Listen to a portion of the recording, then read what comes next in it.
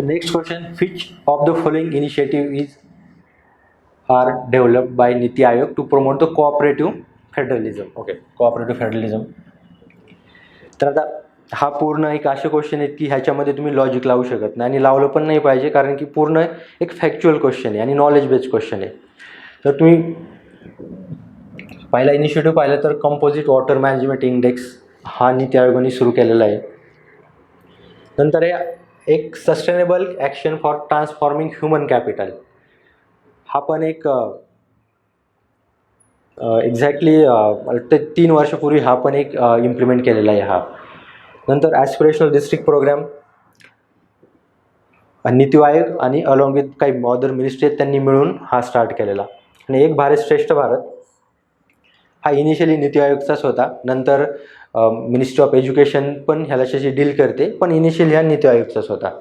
So हे सगळेच initiative नीती आयोगचे आहेत आणि त्यामुळे आपला आन्सर आहे करेक्ट ते D.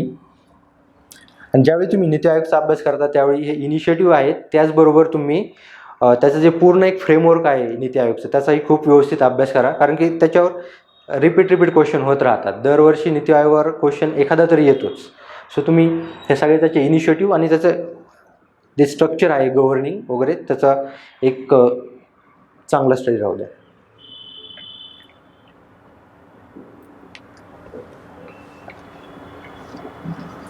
Next question, consider the following statement with respect to writs jurisdiction of the supreme court and high court. आता परत मी तुम्हाला अगोदर सांगितलं तसं तुम्ही कंपॅरेटिव्हली स्टडी करा, तुम्हाला खूप इझिली हे क्वेश्चन सॉल्व्ह होतील.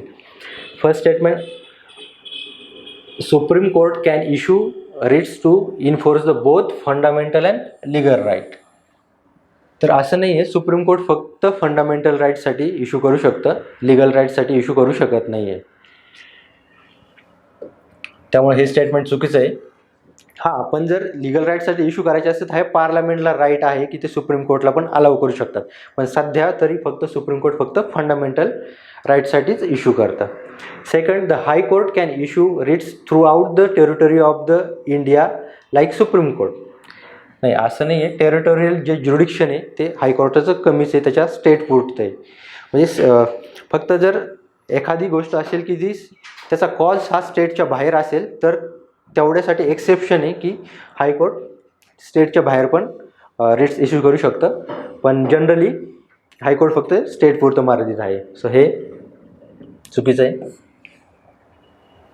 Third, high court cannot refuse to exercise its writ jurisdiction. Cannot refuse, तर हायकोर्ट रिफ्यूज करू शकतं, सुप्रीम कोर्ट रिफ्यूज नाही करू शकत. सो हायकोर्ट रिफ्यूज करू शकतं, हे पण चुकीचं आहे. आता high court is considered as a defender and the guarantor of the fundamental right. तर नाही, तर हे सुप्रीम कोर्ट आहे, कारण की मी तुम्हाला आधी सांगितलं की सुप्रीम कोर्ट हे रिफ्यूज करू शकत नाही आणि तुमचा जर फंडामेंटल राईट्स व्हायोलेट झाला तर तुम्ही डायरेक्टली सुप्रीम कोर्टात जाऊ शकता विदाऊट अपील. सो सुप्रीम कोर्टला त्यामुळे एक डिफेंडर आणि गॅरंटर ऑफ फंडामेंटल राईट म्हणलेलं आहे. सो हे पण चुकीचं आहे. सगळे स्टेटमेंट चुकीचे आहेत. सो आपल्याला इनकरेक्ट विचारलेत. So 1 2 3 4 D is the right answer. Next question is which of the following statement regarding judiciary, again question on judiciary,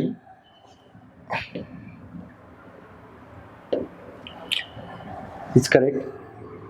Every law passed by the parliament needs approval of the supreme court. असं काहीच नाही आहे, कारण की आपलं जे government आहे ते सेपरेशन ऑफ पॉवरवर वर्क करतं. सेपरेशन ऑफ पॉवर म्हणजे एक्झिक्युटिव्ह, ज्युडिशरी, लेजिस्लेटिव्ह सेपरेट डोमेनवर वर्क करतात.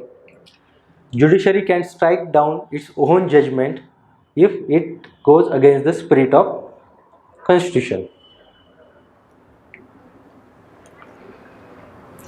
हे पण बरोबर आहे. ज्युडिशियलर तो आहे, ज्युडिशरीने भरपूर त्यांचे स्टेटमेंट चेंज पण केलेले आहेत. Any citizen can approach the court if he and his or her rights are violated. ठीक आहे, एनी सिटीजन आहे, इथं सिटीजन महत्त्वाचं आहे. इथं जर पर्सन असतं तर मे बी हे स्टेटमेंट चुकीचं असतं, पण इथं एनी सिटीजन दिलं आहे तर हे स्टेटमेंट राईट आहे. सो आपल्याला correct statement 2 and 3 is the correct statement.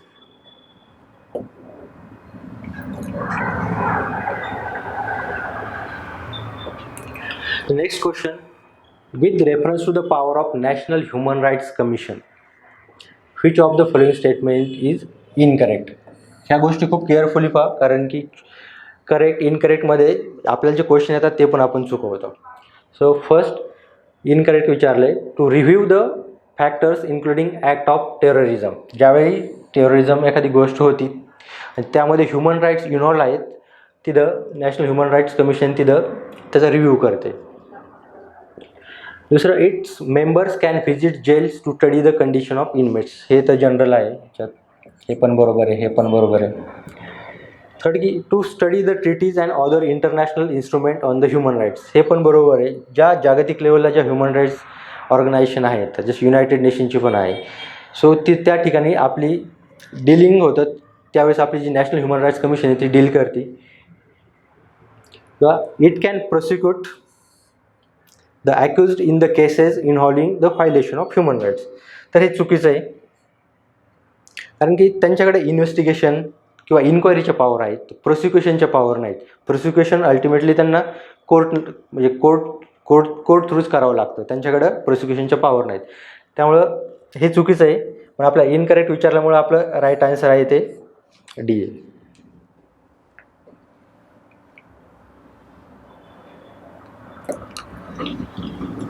And consider the following statement about Gram Sabha.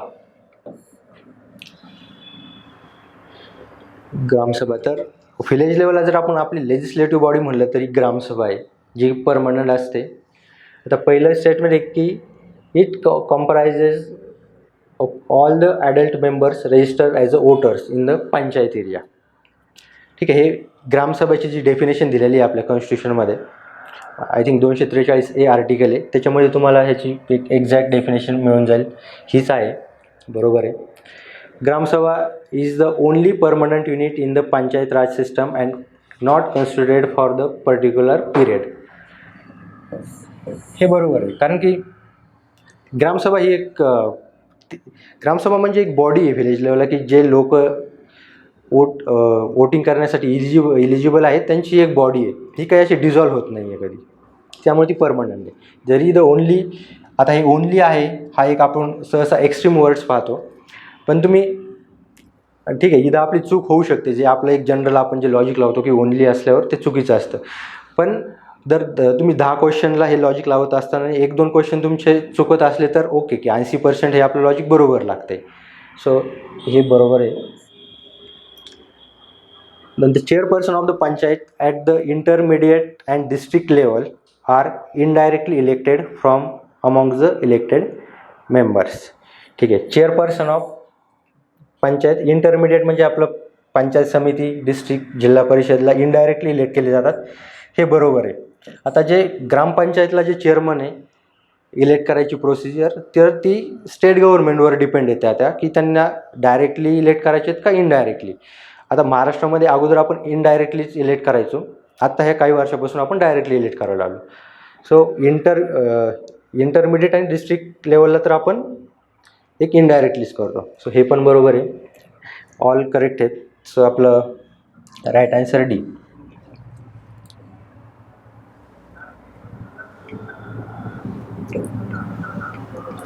Next question, Indian constitution has adopted the concept of asymmetric federalism. Which of the following related to the concept of asymmetric federalism. आता symmetric federalism, asymmetric हे तुम्हाला NCERTमध्ये भेटून जाईल. ज्यावेळी symmetric federalism आपण म्हणतो त्यावेळी की जे फेडरल युनिट आहेत, म्हणजे जसे अमेरिकेत जे स्टेट आहेत, तर त्यांना सगळ्याला इक्वल पॉवर किंवा इक्वल राईट्स येतात. म्हणजे त्यांची समजा तिथली जी अप्पर हाऊस आहे तिथं सगळ्या स्टेटला फक्त 2च मेंबर पाठवता येतात. सो तिथं असं डिस्क्रिमिनेशन नाही आहे. सो पण आपल्या इथं कसं काही स्टेट आहेत, जसं नॉर्थ ईस्ट आहे, त्यांना आपण जास्त ऑटोनॉमी दिलेली आहे. काही बॉर्डर स्टेट आहेत त्यांच्यासाठी काही एक्सेप्शन आहेत, ऑटोनॉमी आहे. त्यामुळे मग आपले फेडरल युनिट हे सिमिलर नाहीत किंवा सिमेट्रिक नाही आहेत, आणि त्या ह्यालाच मग आपण असिमेट्रिक म्हणतो. तर more power to the centre than state हे असं नाही आहे. Special provision for the some state in the constitution, हे बरोबर आहे. इवन 371 आर्टिकल आहे त्याच्यामध्ये प्रोव्हिजन दिलेले आहेत स्पेशल स्टेटसाठी. बाय कॅमेरल हे पण नाही आहे, तर आपलं राईट आन्सर हेच आहे.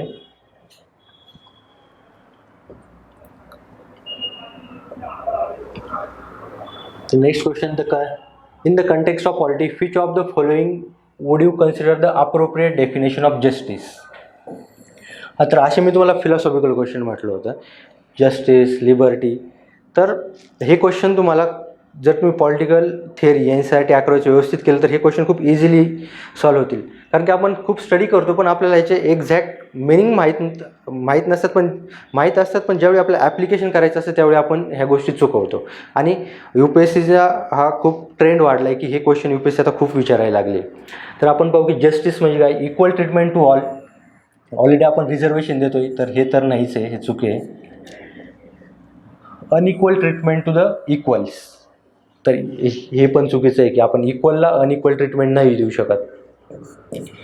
आता इक्वल ट्रीटमेंट ऑफ इक्वल्स, तर हे आपलं करेक्ट आहे, कारण की जे इक्वल्स आहेत त्यांना इक्वल ट्रीटमेंट दिली तर तो जस्टिस आहे. त्यासोबत इक्वल ट्रीटमेंट टू अनइक्वलला पण आपण इक्वल ट्रीटमेंट नाही देऊ शकत, तिथं पण मग इनजस्टिस होतं आहे. पण हे पण चुकीचं आहे. जर इथं अनइक्वल ट्रीटमेंट फॉर अनइक्वल जर आलं असतं समजा, तर मे बी हे पण आन्सर राईट असतं, पण तिथं इक्वल आहे त्यामुळे हे चुकीचं आहे.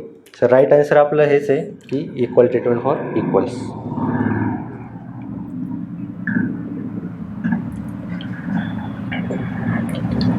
Next question, which of the following function are performed by the national commission of schedule caste, SC, Scheduled Caste Commission. First, to inquire into the specific complaint with respect to the deprivation of the rights and safeguards of the scheduled caste. General statement आहे, त्याच्यासाठीच आपण establish केलेली आहे ती पूर्ण commission, बरोबर आहे. And to prepare and update the list of scheduled caste government employees and recommend their names for the promotion through reserve quota. हे असं कमिशनचं असं काही काम नाही आहे, हे चूक आहे. कारण की एखादी कास्ट, शेड्यूल कास्ट किंवा शेड्यूल ट्राईब ही ॲड करायची असती, ती पण प्रेसिडेंट त्या स्टेटच्या गव्हर्नरशी कन्सल्ट करून ॲड करतो. ते आर्टिकल 341 दिलेलं आहे. सो प्रमोशनमध्ये कमिशनला काही अधिकार नाही आहेत. सो हे कम्प्लिटली चुकीचं स्टेटमेंट आहे. So correct answer here is only 1.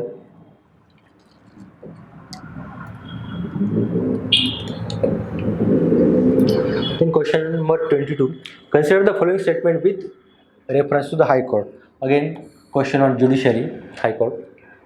It can withdraw a case pending in a subordinate court if it involves a substantial question of law that requires the interpretation of the Constitution. आहेच, कारण की high court, both high court आणि supreme कोर्टला power आहेत की म्हणजे कॉन्स्टिट्यूशनला interpret करायच्या. आणि already कसं हायकोर्ट जे सबऑर्डिनेट कोर्ट आहेत, तर त्या राज्यातल्या सबऑर्डिनेट कोर्टला एक सुपरवाईज करायचं काम सगळं हायकोर्ट करतं. सो हायकोर्ट तिथून ते विड्रॉ करू शकतं. ह्याच्यामध्ये असं जनरल स्टेटमेंट आहे, बरोबर आहे. High court can examine the constitutionality of legislative enactment of state only. असं काही नाही आहे, जे पार्लमेंट जे ॲक्ट पास करतात त्यांचं पण ते इंटरप्रिटेशन करू शकतं, फक्त त्या स्टेटचंच नाही आहे. सो हे ओनली पण आहे आणि त्यासोबत म्हणजे हे चुकीचं आहे पूर्ण स्टेटमेंट. नंतर writs jurisdiction of the high court can be excluded by the way of an amendment of the constitution. त्यांना असं म्हणायचं की अमेंडमेंट करून आपण रिट्स ज्युडिशियल हायकोर्टची एक त्यांची ती पॉवर काढून घेऊ शकतो. पण ॲक्च्युली रिच ज्युडिक्शन ही पॉवर आहे, ही एक बेसिक स्ट्रक्चरचा पार्ट आहे कॉन्स्टिट्यूशनचा. आणि बेसिक पार्लमेंटला कॉन्स्टिट्यूशन अमेंड करायचे अधिकार आहेत, परंतु ते बेसिक स्ट्रक्चरला ते त्या म्हणजे टच करू शकत नाही किंवा अमेंड करू शकत नाही. तर सो हे पण चुकीचं आहे. सो आपल्याला करेक्ट ओनली 1.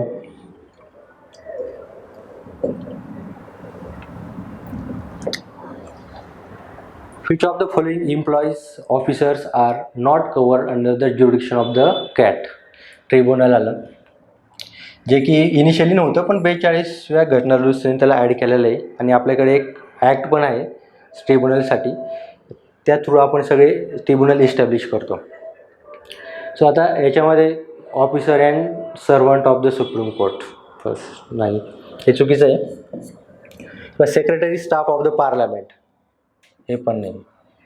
तर member of the defence forces हे पण नाही. एक civilian employees of the defence services, तर हे बरोबर आहे.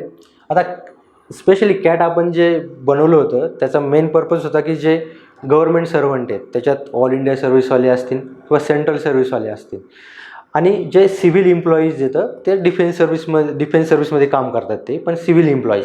तर ह्यांचे जे प्रॉब्लेम्स येतं इवन ट्रान्सफर रिलेटेड असतील किंवा बाकीचे, तर ते सॉल्व करण्यासाठी हे कॅट ट्रिब्युनल इस्टॅब्लिश केलं होतं. त्यामुळं हे सुप्रीम कोर्ट किंवा डिफेन्स फोर्सेसला जे एम्प्लॉईज आहेत त्यांच्याशी डील करत नाही आहे. सो राईट आन्सर फक्त आपलं हे चौथं आहे.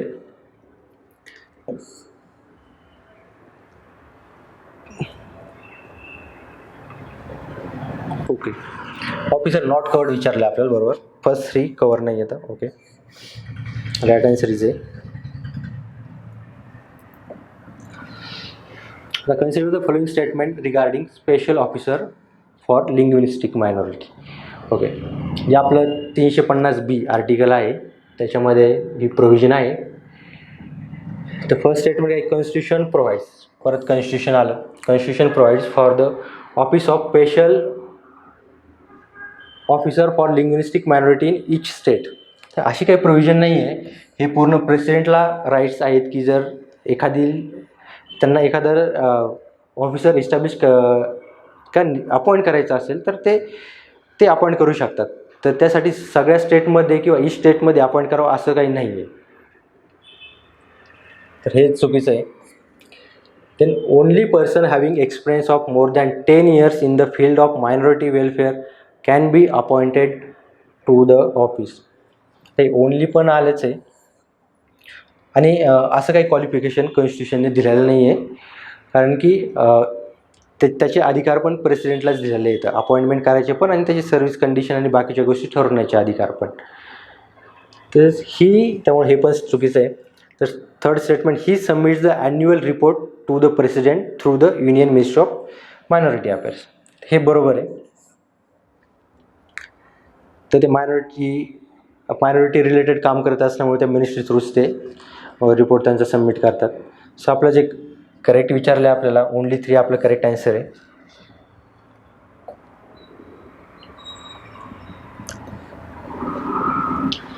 तर team India wing of the NITI Aayog comprises. Okay, again NITI Aayog question आहे. मी तुम्हाला आधी सांगितल्याप्रमाणे तुम्ही नीती आयोगचे इनिशिएटिव्ज आणि त्याचं पूर्ण स्ट्रक्चरचा अभ्यास करा. जनरली त्याच्या स्ट्रक्चरमध्ये प्राईम मिनिस्टर आहे, first chairman, then vice chairman, then governing council. जी गव्हर्निंग काउन्सिल आहे त्याच्यामध्ये एक सगळे स्टेट इन्क्लूड आहेत. नंतर मग त्याचे एक्स ऑफिसर मेंबर्स आहेत, आणि जे काही स्पेशल इन्व्हिटी आहेत, तर हे जे थर्ड स्टेटमेंट आहे तर हे एक स्पेशल इन्व्हिटी आहे. तर ह्यांना टीम इंडिया विंग असं म्हणत नाही, ते स्पेशल इन्व्हिटी आहेत सगळे. आणि त्यामुळं आपलं हे प्राईम मिनिस्टर आणि चीफ एक्झिक्युटिव्ह ऑफिसर हे 2 मेंबर ॲक्च्युअल त्या नीती आयोगचे हे पार्ट येतं, हे 2 मेंबर. नंतर representative from the every state and the central ministries, हे एक राईट स्टेटमेंट आहे. तुम्ही ह्याला एक गव्हर्निंग काउन्सिलशी पण लिंक करू शकता. आणि हे स्पेशल युनिटी आहेत, आणि हे असं पण काही नाही आहे यंग कॉलर अँड स्टुडंट, हे पण चुकीचं आहे. सो ह्याला पण तुम्ही जास्त लॉजिक नाही लावू शकत, पूर्ण एक फॅक्च्युअल बेस्ड क्वेश्चन आहे हा. तर राईट आन्सर आपलं बी आहे.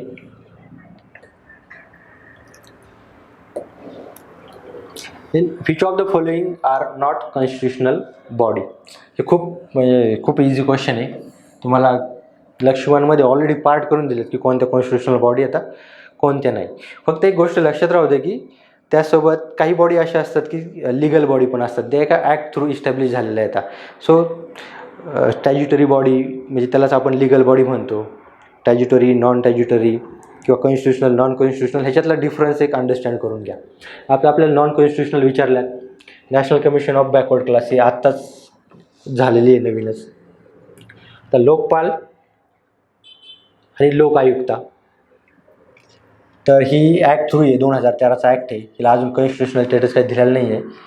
सो ही नॉन कॉन्स्टिट्युशनल आहे समजा, ही कॉन्स्टिट्युशनल आहे. आता सेंट्रल व्हिजिलन्स कमिशन ही पण ॲक्ट आपला इन्फॉर्मेशन ॲक्ट आहे त्याच्या थ्रू झालेली आहे, अजून कॉन्स्टिट्युशनल स्टेटस नाही आहे. आणि नॅशनल ह्युमन राईट्स कमिशन ही पण ॲक्ट थ्रूच आहे, हिला पण अजून कॉन्स्टिट्युशनल स्टेटस भेटलेलं नाही आहे. सो नॉन कॉन्स्टिट्युशनल बॉडी आपल्या ह्या 2, 3, 4 आहेत. आपलं right answer is D.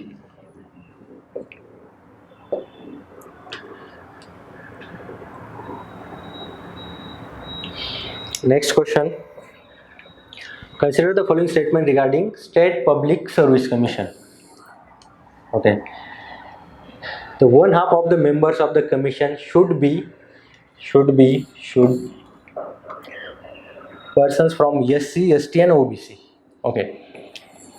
One half आहे तिथं क्रायटेरिया, पण हा SC, ST आणि OBCचा नाही आहे. तर हा एक त्यांनी असं सांगितलं की एक एक्सपिरियन्स पाहिजे त्या मेंबरला, एक 10 वर्ष सर्व्हिस केल्याचा, गव्हर्नमेंट ऑफ इंडिया म्हणजे आपल्या गव्हर्नमेंट सर्व्हिसचा एक्सपिरियन्स पाहिजे 10 वर्षाचा.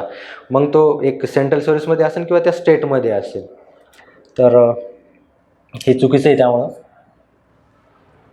सेकंड की in case of misbehaviour the president has to refer the matter to the high court for inquiry. हां, प्रेसिडेंट टू रेफर करणार आहे, कारण की अपॉइंट जे मेंबर आहेत किंवा चेअरमन आहे त्याला अपॉइंट गव्हर्नर करतो, पण काढतो तर प्रेसिडेंट. तो पण तो हायकोर्टाला नाही देणार, तर तो सुप्रीम कोर्टाला मॅटर देतो. हां, हायकोर्टात नाही देतो, कारण की या जे आपले स्टेट पब्लिक सर्व्हिसवाले मेंबर आणि चेअरमन आहेत त्यांना पण त्याच ग्राउंडवर आणि त्याच पद्धतीने त्यांना काढलं जातं जसं की UPSCच्या मेंबर आणि चेअरमनला काढलं जातं. सो इथं हे स्टेटमेंट चुकीचं आहे. थर्ड की member of the state public service commission can be removed by the governor of the respective state. नाहीच, आपण माहिती आहे आपल्याला प्रेसिडेंटच काढतो. सो हे पण चुकीचं आहे. आता इथं आपल्याला ऑलरेडी इनकरेक्ट विचारलं आहे. So answer C all incorrect आहेत. Next question. With the reference to the central bureau of investigation CBI, consider the following statement. It is a statutory body. Statutory आला परत. Created by the Delhi Special Police Establishment Act 1946, recommended by Santhanam committee. ह्याच्यात 3 fact आहेत. Statutory दिलं आहे तुम्हाला, एक act दिलं आहे आणि कमिटी पण दिलेली आहे. आता स्टॅच्युटरी, नॉन स्टॅच्युटरी म्हणजे जर एका लॉ थ्रू इस्टॅब्लिश झाली असली तर ती स्टॅच्युटरी किंवा लिगल बॉडी म्हणतो आपण. पण हा लॉ, तर CBI ह्या लॉ थ्रू पॉवर डिराईव्ह करते, पण ह्या लॉ थ्रू ती इस्टॅब्लिश झालेली नाही आहे अजून. CBIला असं स्पेशल लॉ नाही आहे, त्यामुळे हे स्टेटमेंट चुकीचं आहे.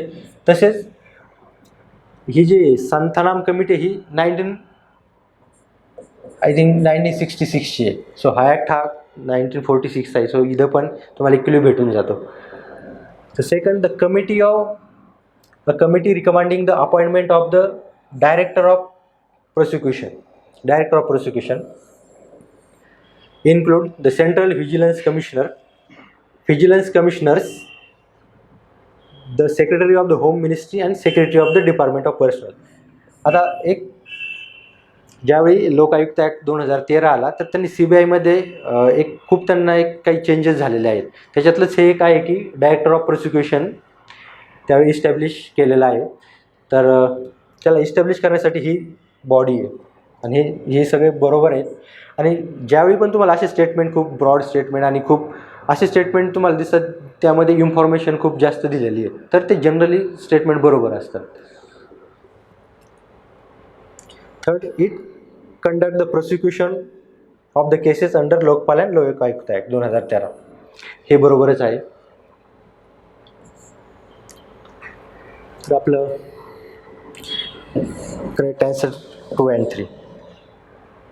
तर मी CBI आणि त्यासोबत लोकपाल आणि लोकायुक्त ॲक्ट 2013 ह्याचा खूप चांगला स्टडी राहू द्या त्याच्यावर, कारण की खूप सारे तो ॲक्ट आल्यानंतर CBIमध्ये खूप सारे थोडे चेंजेस केलेले आहेत. ते चेंजेस तुम्ही व्यवस्थित पाहून घ्या.